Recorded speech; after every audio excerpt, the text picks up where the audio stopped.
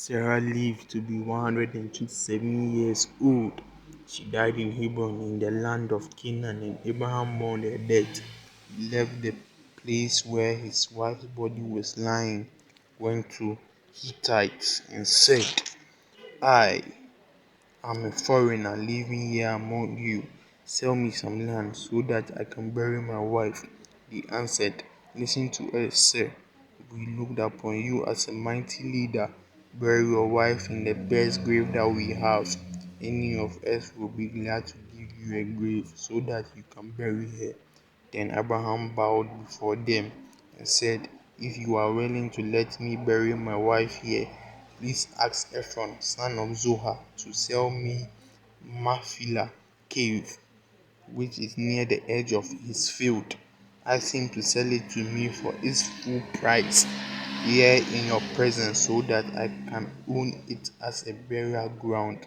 Ephron himself was sitting with the other Hittites at the meeting place at the city gate. He answered in the hearing of everyone there, Listen, sir, I will give you the whole field and the cave that is in it, here in the presence of my own people. I will give it to you so that you can bury your wife. But Abraham bowed before the Hittites and said to Ephron, so that everyone could hear, May I ask you please to listen? I will buy the whole field, accept my payment, and I will bury my wife there. Ephron answered, Say, land worth only 400 pieces of silver.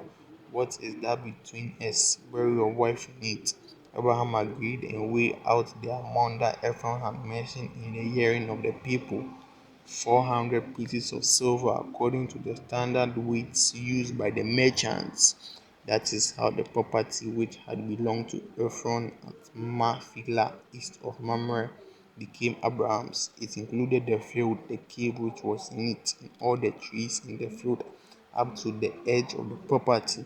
It was recognized as Abraham's property by all the Hittites who were there at the meeting. Then Abraham buried his wife Sarah in the cave in the land of Canaan, so that the field which had belonged to the Hittites and the cave in it became the property of Abraham for a burial ground.